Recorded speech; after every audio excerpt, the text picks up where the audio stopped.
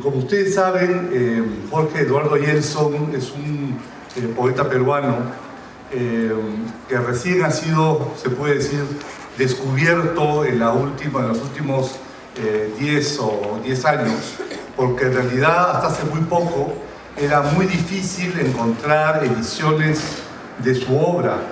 Y ahora, gracias al trabajo que ha hecho Blas, podemos conocer una suerte de biobibliografía de todas sus publicaciones en diversas ediciones, tanto europeas como americanas.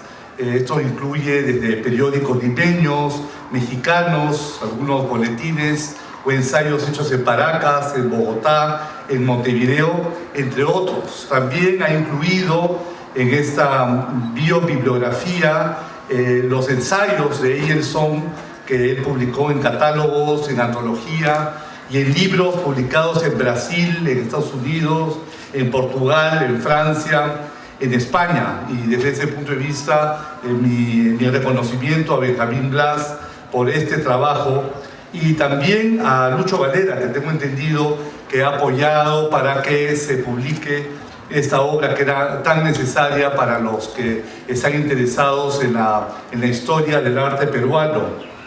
En realidad, Ayelson perteneció a la generación de los años 50, esto lo dice el propio Mario Vargas Llosa en una nota introductoria, que lo ubica como contemporáneo de Javier Sologuren, de Sebastián Salazar Bondy, de la gran poeta nuestra Blanca Varela, de Raúl Deustua, Carlos Germán Belli, entre algunos otros. Él, curiosamente, es deudor de la poesía griega, del siglo de oro español, de Rilke, de los surrealistas, de los dadaístas, y sin embargo, todas estas fuentes de poesía histórica para él son una suerte de pretexto para expresar una poesía que es personal y universal a la vez. Lo interesante es que Ayelson no se limita a escribir poesía, también está asociado con la pintura, con la escultura. Él experimentó con el teatro, con la novela, hizo instalaciones, es uno de los precursores de las instalaciones, incluso en el circo, ¿no? También se interesó muchísimo en temas históricos, es un crítico de arte de primera categoría, estaba muy interesado en la historia de la ciencia y también en la historia de las religiones comparadas. Y de hecho, él personalmente tenía una afición particular por el budismo zen. Fue un artista sobrio, enemigo de la autopromoción y de la fama, y de hecho este podría bien ser una de las razones por las cuales sus escritos no han sido muy conocidos. Por otro lado, su pintura se inspira en telas y en los quipus prehispánicos. De hecho, sus famosos nudos reflejan una suerte de minimalismo que evoca su interés, como decía, por el budismo zen, pero también lo combina con su interés por lo prehispánico, como si de alguna manera las tradiciones culturales de la antigüedad confluyeran con un mismo vocabulario simbólico. En 1970 él empezó a frecuentar a Teizen de Shimaru en París, que era un célebre profesor en budismo zen, que al final lo liberó de sus prácticas. Además, Ayelson había tenido problemas con su columna y estos ejercicios de meditación le eran muy molestos. Pero según una importante entrevista que se le hace en Milán, y es una de las obras que ha publicado Benjamín, que de alguna manera es su último testamento sobre una reflexión de lo que él hizo durante su vida, en realidad lo liberan de estas meditaciones por su apasionamiento frente a Michelle, y lo dice él mismo, que era su pareja, ¿no? Todo esto está descrito con gran puntualidad por Martha Cansfield, ¿no? En una entrevista que le concede a ella cuando él ya estaba enfermo entre el mes de enero y febrero del 2006. La idea del nudo, y esto se desprende también de esta entrevista, tiene que ver con su concepto del desnudo, ¿no? Y en realidad Eyelson está en la búsqueda de un vocabulario simbólico que le permita romper con el lenguaje escrito del poeta, pero también con la pintura tradicional. Era una especie buscaba un vocabulario simbólico intermedio entre ambos ámbitos. Y cuando Eyelson habla de la desnudez, él habla de la desnudez como una suerte de experiencia primordial, como una especie de estado de conciencia que lo coloca a su vez entre dos grandes poetas aparentemente irreconciliables, que es César Vallejo, por un lado, con su existencialismo y su poesía a flor de piel, y San Juan de la Cruz, que es, como ustedes saben, el gran místico español del siglo XVI que buscaba la trascendencia absoluta, ¿no? Y de aquí el título de uno de sus grandes poemarios, La noche oscura del cuerpo, ¿no? Que en realidad es una antología de poemas de amor, en donde este amor colinda en los sentidos físicos, pero que al final la experiencia amatoria va más allá del cuerpo, y de ahí el título mismo de su poemario alude a esta experiencia de los místicos españoles, referida como la noche oscura del alma, ¿no? El famoso Nigredo, tan mencionado por los alquimistas, el negro de los negros, que es la oscuridad del alma en su soledad y en su angustia existencial más honda. Y sin embargo es en esa misma soledad donde se encuentra, en la noche oscura, donde el alma del místico encuentra al Dios innombrable, sin rostro, o con el rostro de todos los rostros, ¿no?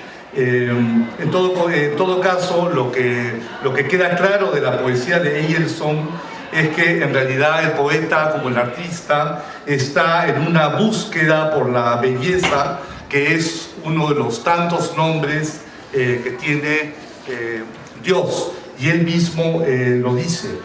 De hecho, hay un pequeño comentario que hace Eyelson cortito y que me gustaría leérselos, porque creo que de alguna manera sintetiza la concepción que Eyelson tenía de la belleza.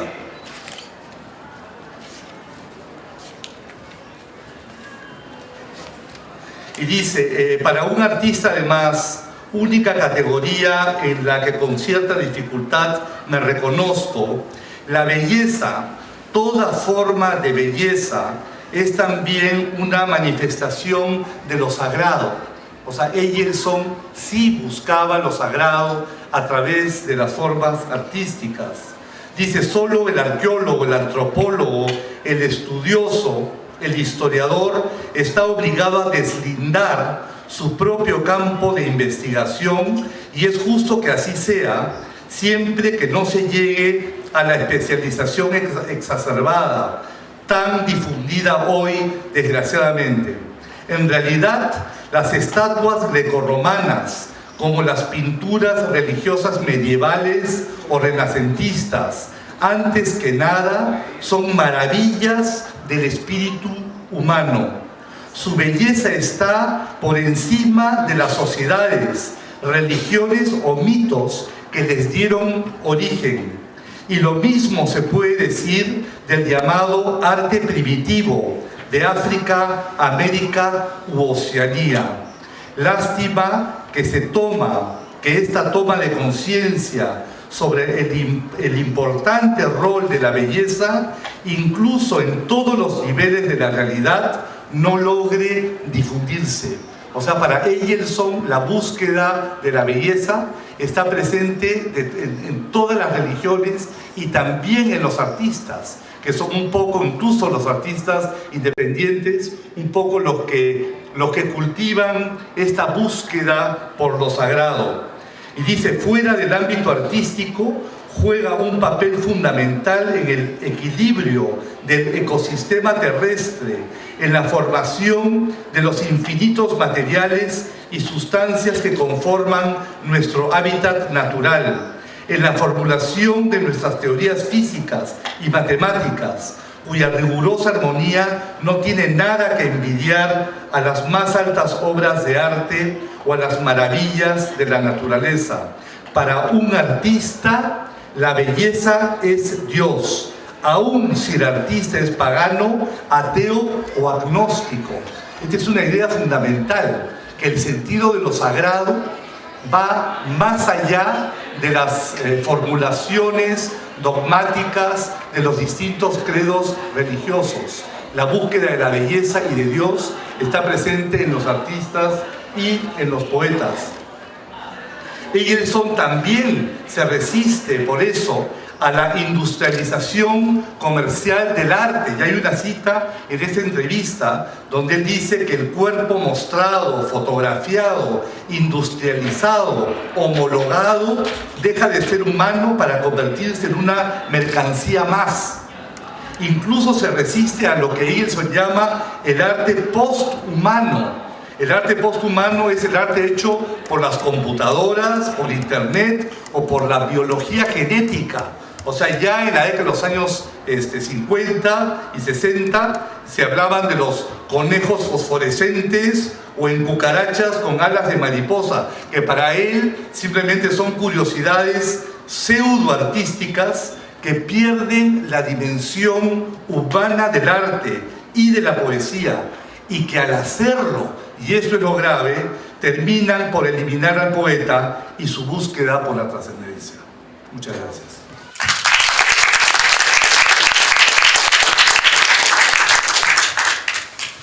Buenas noches.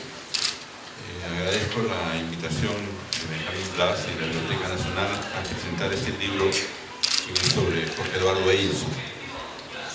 Cada uno tiene distintas maneras de acercarse a un poeta, y cuando este poeta nos impresiona, en algunos casos deja una huella muy profunda en nuestra alma, en nuestro corazón y en nuestra dicción.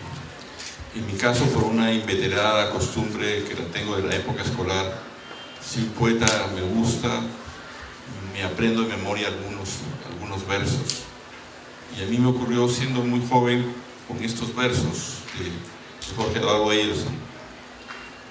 En la noche, cuando quiero tocar la luna, toco la luna en mis anteojos negros. O este otro: el muchacho se desnuda, la muchacha se desnuda, el muchacho y la muchacha estornudan. Estos son dos poemas breves que acercan a Eyelson, digamos, a lo que le conviene a un profesor, al aspecto didáctico de la poesía, que tiene que ver con decir algo, suspender ese decir y salir por otro lado, que es la esencia un poco del ritmo, ¿no?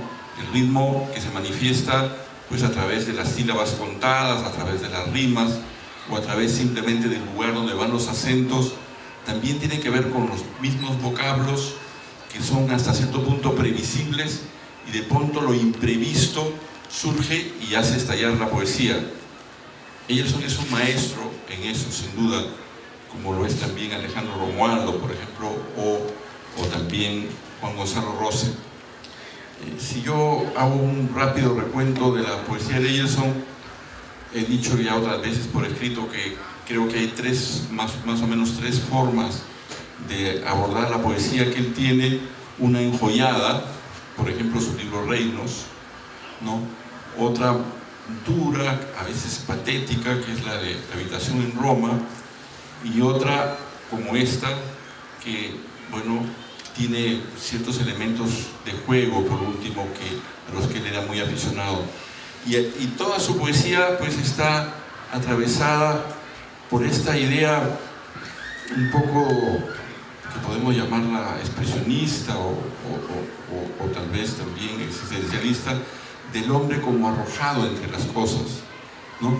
Y el deseo metafísico que lo hermana con Vallejo de ir más lejos de ese estar arrojado a este mundo, a lo que se viene a sumar este interés suyo por las artes plásticas, por los nudos, por la belleza de la naturaleza, sobre todo la naturaleza de la costa peruana que le impresionaba tanto, por el embrujo de las antiguas culturas del Perú. Ese es Eyerson en pocas palabras para mí, y es uno de los poetas que yo lo tengo como de mis favoritos. Pero esta noche venimos acá a celebrar este libro de Benjamín Blas, que en realidad pone orden en la investigación sobre Eyerson. Yo recuerdo, siendo estudiante, que una de las cosas más difíciles para cualquier investigador, por pequeña que haya sido su monografía, era encontrar la bibliografía. Encontrar la bibliografía es una cosa pues horrorosa para una persona que no tiene la práctica y que cada trabajo que va a hacer tiene que empezar de nuevo, desde cero, y además nadie le ha enseñado cómo hacerlo.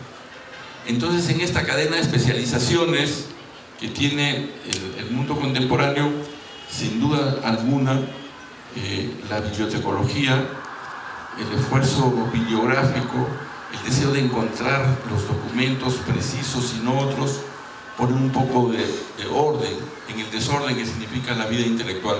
Hay un escritor mexicano, Gabriel Said, que tiene un libro que se llama Los demasiados libros, ¿no?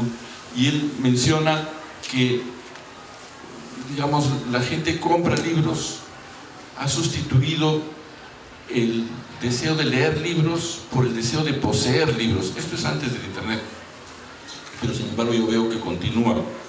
Y entonces él menciona que los libros invaden, bueno, primero nuestra biblioteca, después el comedor, la sala, el dormitorio, hasta en el baño hay libros, hasta debajo de la cama, los intelectuales. Y no los leen muchas personas, ni siquiera el mismo que los está coleccionando.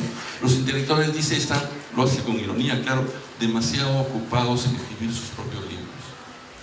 Y otro concepto que lo recojo del internet, que es muy reciente, dicen que hay bibliotecas y antibibliotecas, que se parecen mucho, en el sentido que hay muchísimos libros, pero la antibiblioteca se caracteriza porque usted nunca encuentra el libro que está buscando. Entonces hay un desorden real, efectivo, que está en nuestras casas. Tal vez las personas que trabajan en otros países tengan este orden en su propia universidad, pero nosotros no. De todas maneras, los peruanos tenemos una biblioteca personal y que no siempre manejamos. Imagínense ustedes que mañana me encargan un trabajo sobre eso. ¿Qué hago para ir más allá de los libros que encuentro en mi casa? Voy al libro de Benjamín Blas.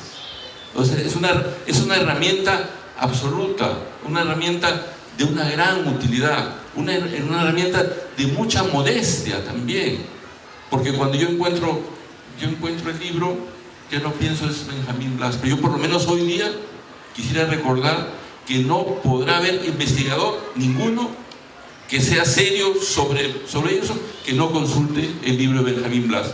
Y en ese sentido, digamos que lo igualo al poeta en los elogios, porque sin Benjamín Blas, la investigación sobre Eyerson simplemente sería muy pobre, no abarcaría, no tendríamos ni siquiera la posibilidad de escoger, porque no tenemos los libros a la mano. Aquí están incluso artículos de revistas, en algunos casos están resumidos los contenidos, de tal manera que este libro resulta indispensable para conocer a Jorge Eduardo Eyerson. Estuve hablando con Fernando Isidro unos minutos antes de empezar aquí y él me decía, yo quiero contar algo sobre Eyerson, yo sé algo de Eyerson o lo conocí a Eyerson. Bueno, yo quiero decir que mucho menos sin duda que Fernando Isidro. Yo he considerado también un momento de privilegio, un momento mágico como cuando niño quería conocer a algún futbolista de los que eran estrellas. El momento en que pude ver en los años 70 a Jorge Eduardo Eyerson en Lima junto con Pablo Macera. Yo lo he visto 3 veces en mi vida a Jorge Eduardo Eyerson y lo considero algo inolvidable.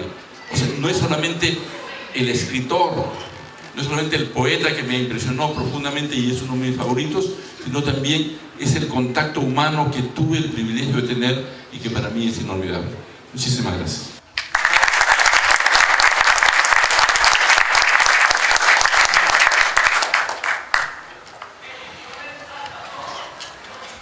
Buenas noches. Yo tengo un texto sobre mi vieja amistad con Jorge Eduardo Eyerson, que algún pedazo les leeré más tarde.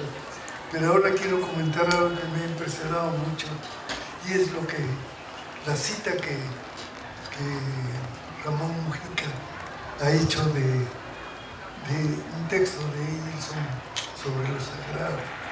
Es un texto, un pensamiento, un género de pensamiento que toda mi vida me ha obsesionado, y yo no sabía que Jorge se había también interesado. Alguna vez yo intenté hacer una definición de la pintura, y llegué a una frase que es el encuentro visible de lo sagrado con la materia. Pero inmediatamente me di cuenta que no era suficientemente precisa, porque el encuentro visible de lo sagrado con la materia también es la mujer amada, ¿no es cierto? Y entonces, esa idea de lo sagrado, yo soy agnóstico, para no decir ateo, porque el agnóstico todavía deja un resquicio de duda, un resquicio inexplicable, de lo inexplicable, ¿no es cierto? Y entonces me refiero, y por eso me ha impresionado tanto que Jorge al final de su vida se preocupara por eso. Me refiero a eso que André Breton llamaba lo sagrado laico, lo sagrado que no tiene religión, la sensación de lo sagrado, que es lo que define también todo el arte primitivo, que no se preocupa de describir, no se preocupa de la forma. El arte primitivo es lo que vemos de un contenido. Al artista no le interesa el aspecto, sino lo que encierra, lo que está detrás de esas maderas con clavos, con ojos del arte africano, etc.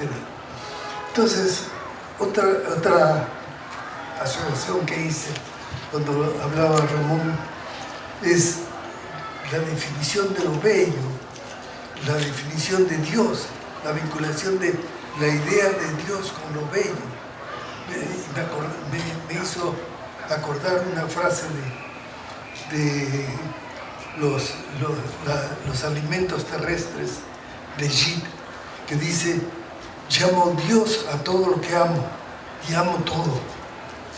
Entonces hay esa totalización del mundo como habitado por lo bello, que es la idea de Dios. Bueno, eso va por lo que me ha sugerido el texto de Ramón. Yo escribí un texto hace tiempo sobre el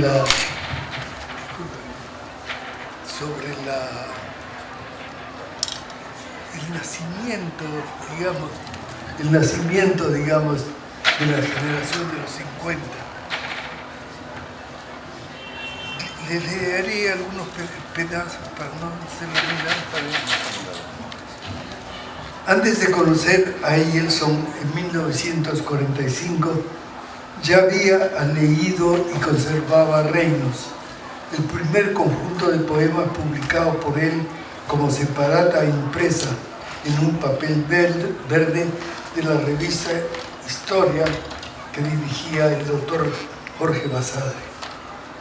El doctor Basadre le había pedido a un joven poeta, Javier Sologuren, que le diera un grupo de poemas para presentarlo como separata de la revista Historia.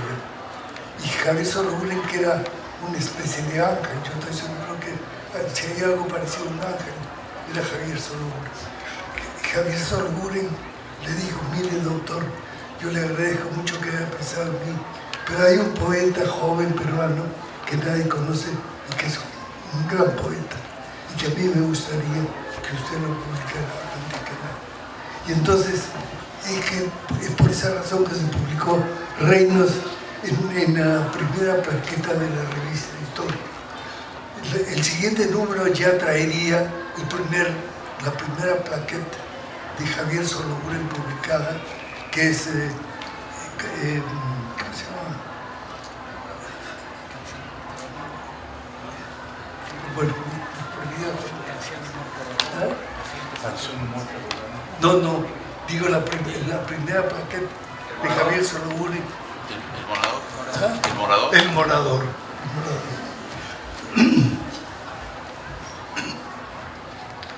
Fue el propio Javier Sologuren, fue por el propio Javier Sologuren que conocí a Eilson. Fue una amistad instantánea como la que estreché con Sologuren y con Sebastián Salazar Bondi. Un reconocimiento instintivo de que luchamos por las mismas cosas, que leíamos los mismos libros y admirábamos a los mismos artistas. Éramos lectores de Rilke, de Neruda, del Cementerio Marino de Valerí y de Vallejo. En pintura descubríamos al mismo tiempo a Cézanne y a los cubistas. A las pocas semanas nuestro círculo se amplió. Sebastián trajo a Blanca Varela y a Raúl Deusto.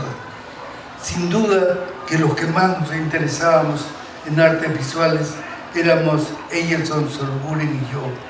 Seguramente también la carencia de museos y galerías en la Lima de los 40 hizo que comenzáramos a frecuentar asiduamente el Museo de Arqueología de Magdalena, y a raíz de esas visitas Jorge y yo llevamos nuestra afición hasta comenzar pequeñas colecciones de arte precolombino. Frecuentábamos una platería en el Jirón de la Unión que se llamaba la Casa Salazar, en donde hicimos nuestras primeras adquisiciones. Debo aclarar que en la Casa Salazar lo precolombino estaba rezagado en un cuarto interior al que nos conducía, sorprendido por nuestro interés, el señor Salazar, y donde nos enseñaba pieza mochica, nazca y chancay. Mi afición eran las telas pintadas de chancay por su ejecución primitiva y su parentesco a ciertas obras de Miro y de Klee. Jorge compartía esa afición con su interés por las tallas coloniales. Es preciso aclarar de un lado que si nuestros recursos económicos eran escasos, de otro que las cosas precolombinas no costaban casi nada. Recuerdo que la primera tela pintada de chancay, y que todavía está en casa de Blanca Varela, me costó 20 soles, que al cambio de esa época eran un poco más de $3.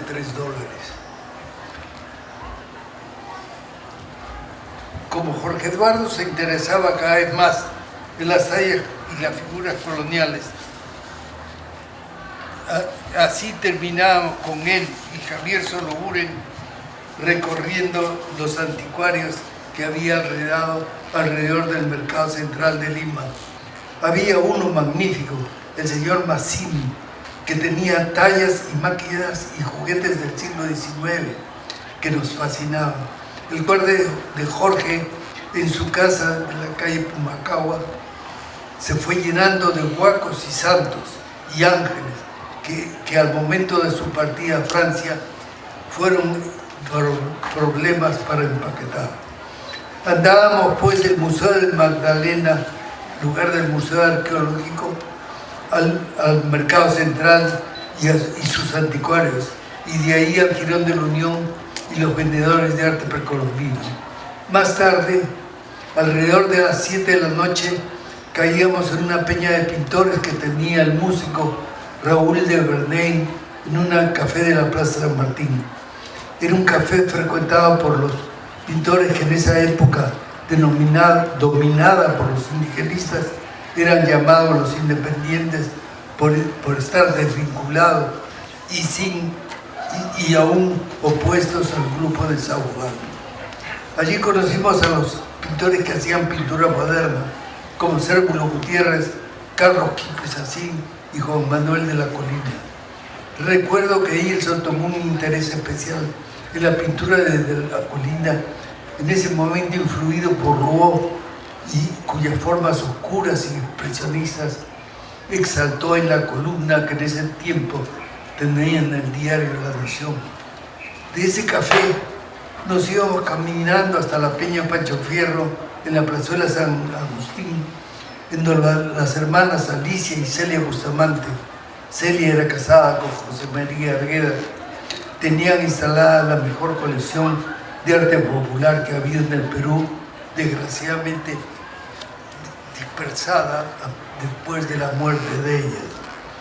La Peña Pancho Fierro era un lugar especial, en que si bien era la sede de la colección de las hermanas Bustamante, era un punto de reunión en que se mezclaban pintores del grupo indigenista, Sabojal y Julia Codecido, la propia Lucía Bustamante, con escritores amigos de José María Arguedas, que no eran necesariamente indigenistas, sino que habían sido compañeros en la Universidad de San Marcos, pero que transitaban caminos más cercanos al surrealismo que a la literatura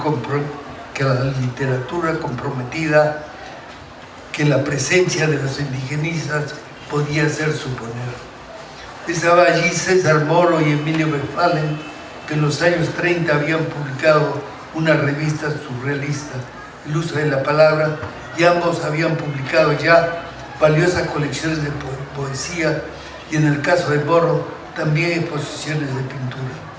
Las ínsulas extrañas y Abolición de la Muerte eran dos pequeños poemarios de Westphalen que marcaron unos hitos en la poesía peruana y latinoamericana. En la Peña Pancho Fierro se encontraban, pues, la auténtica búsqueda de raíces e identidad que impulsaba Arguedas, en quien el idioma quechua era una lengua casi materna y cuya voluntad era reconocer la actualidad y vigencia del mundo del altiplano peruano, sin que eso equivaliera a desconocer las nuevas formas y los descubrimientos de la cultura contemporánea. Alrededor de 1944, en plena Segunda Guerra Mundial, comenzamos a frecuentar diariamente la Peña, Eilson Sologuren, Salazar Bondi, Blanca Varela y yo. Con el triunfo del doctor Bustamante Rivero en las elecciones del 45, se comenzó a publicar un diario, La Nación, que defendiera la difícil posición de Bustamante, elegido por una débil unión de centro-izquierda que incluía a gente de centro con la izquierda no comunista que representaba el APRA. Como desde su inauguración, el gobierno de Bustamante comenzó a recibir un fuego cruzado de la derecha, que por primera vez temía y en realidad comenzó a perder sus privilegios, y la extrema izquierda, que al poco tiempo, con el apoyo del APRA, intentaban derrocarlo. Fue preciso hacer un diario que sustentara la posición del gobierno. Se creó la Nación, que dirigía el doctor Basadre y que tenía como jefe de redacción al poeta Raúl Deusto. Javier Sologuren tenía una columna diaria que se llamaba Testimonio del Espíritu, y el diario tenía por primera vez en el Perú una página cultural cotidiana en la que Jorge Eduardo escribía la crítica de arte y en la que también tenía una columna de comentarios sobre temas diversos.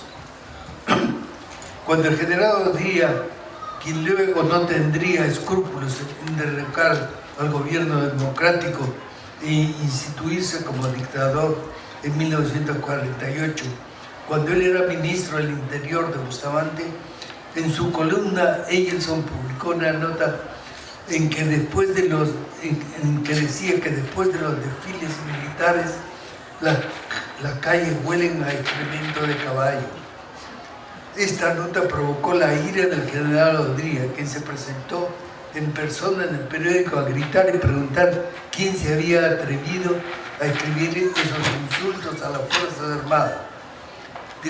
Discretamente se suprimió en la columna de Eyelson, pero él siguió colaborando con Grito de Arte. En mayo de 1947, Jorge publicó en La Nación, a página completa, una nota muy generosa sobre mi primera exposición. Fue un mes interesante en la magra vida cultural de Lima de esa época. Emilio Westphalen, con su propio esfuerzo, publicó el primer número de la revista Las Moradas, que habría de ser una de las más importantes revistas que se han publicado nunca en el Perú.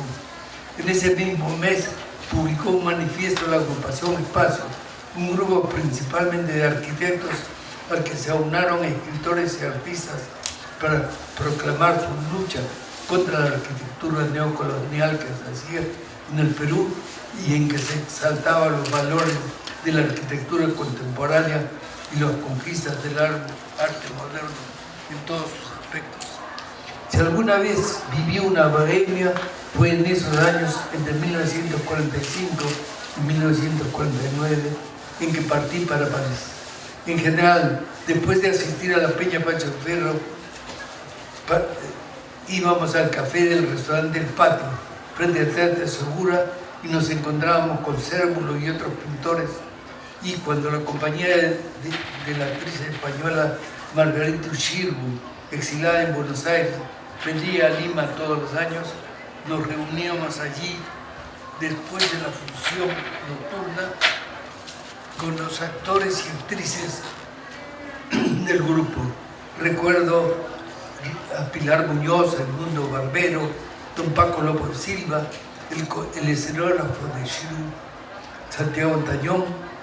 Como la atmósfera política estaba muy cargada, había discusiones y hasta alguna vez riñas con grupos apristas, reuniones que podían terminar muy tarde en un chifa del barrio chino. Jorge Eduardo Eyelson, sin embargo, era misterioso. Presentíamos en él una vida aparte que nunca llegábamos a descifrar. Algunas veces confesaba encuentros con señoras de una generación anterior que conocíamos vagamente, pero en general era, repito, misterioso, y de la misma manera que nos podíamos amanecer con él y Cérvulo en un café del pasaje de Olaya que no cerraba nunca, podía también desaparecer por días sin dar señales. Desde que aparecieron sus primeros poemas, tuvo en sus lectores un éxito fulminante. Para nosotros, sus amigos más cercanos, siempre tuvo el prestigio de una persona con unas dotes excepcionales, y lo teníamos por un poeta fuera de serie. Ya en esa época pintaba, pero al principio solamente con lápices de colores sobre papel. Eran unos cuadros llenos de poesía que en general representaban a personajes presentados de una forma cercana a una manera surrealista. En esos años descubrimos el libro Universalismo Constructivo del pintor Joaquín Torres García, uruguayo, y con él la pintura que hacía y que encontramos muy interesante. El constructivismo de Torres de alguna manera nos acercaba al arte precolombino, y una reproducción del movimiento cósmico que hay en el Parque Rodó y Montevideo nos deslumbró. Jorge hizo una madera trabajada y pintada y pirograbada que llamó La Puerta de la Noche, en que es evidente la impresión que produjo en él la escultura de Torres García. Ese año, 1948, ganó una beca para ir a París y a propuesta del dueño de la Galería de Lima, Francisco Moncloa, hicimos una exposición simultánea, Jorge y yo en la galería. Cada uno ocupaba una de las dos salas de la galería. En ambas muestras había pinturas y objetos, lo que los franceses llaman objet trouvé, objetos encontrados. Yo presentaba unas esculturas que eran ensamblajes hechos con huesos de ave encontrados en la playa. Recuerdo que una de ellas se llamaba Ginopedia y era un homenaje al músico Eric Satie. Y Jorge presentaba, además de su muy hermoso dibujo coloreado, su escultura La Puerta de la Noche, que Blanca y yo adquirimos. Al poco tiempo de ello, Javier Sologuren y yo lo acompañamos al Callao, donde desembarcó en el carguero francés Port-en-Bessin con rumbo a París. De ese viaje, salvo breve visita, nunca regresaría a vivir al Perú, pero siempre en su obra se percibe un vínculo real con el paisaje y el pasado del Perú. En el segundo número de Las Moradas, Eyelson publicó un artículo titulado Rimbaud y la conducta fundamental, que me parece ser una suerte de enunciación de principios a los cuales su vida futura sería leal y que muestran hasta qué punto veía él claramente lo que quería hacer y de qué manera quería hacerlo. Cuando uno relee el artículo tantos años después, es difícil separar las citas de Rimbaud de las frases del propio Eyelson. En ese artículo escrito en 1947 dice Eyelson: verdaderamente Rimbaud es incapaz de tener fe en nada, aparte de la propia dinámica raigal que informa su proceder y que regula la ardiente soledad de sus actos. Él padece de esa intolerancia de los lugares, intolerancia o repugnancia reveladora de su condición humana distinta a todos los hombres, sometimiento y reacia a él. Su estancia en la tierra es todo lo libre que se pudiera desear. Sin embargo, su libertad no la ejercita en defensa de ninguna de las instituciones terrenales. Es simplemente a la libertad libre, al ente libérrimo sustancial cerrado en sí mismo, al ser inmanente de la libertad del que ama. Hasta aquí la cita de Eyelson. Toda su vida fue testimonio de esa búsqueda, de esa conducta fundamental a cuya conquista tercamente durante 80 años se aferró. Muchas gracias.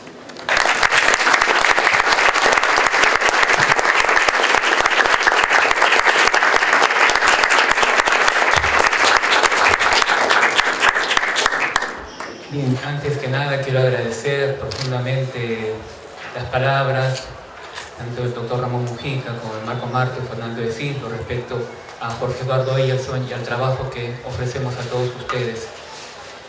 Este trabajo definitivamente intenta aproximar de alguna forma la pluridimensionalidad de la obra de Jorge Eduardo Eyelson.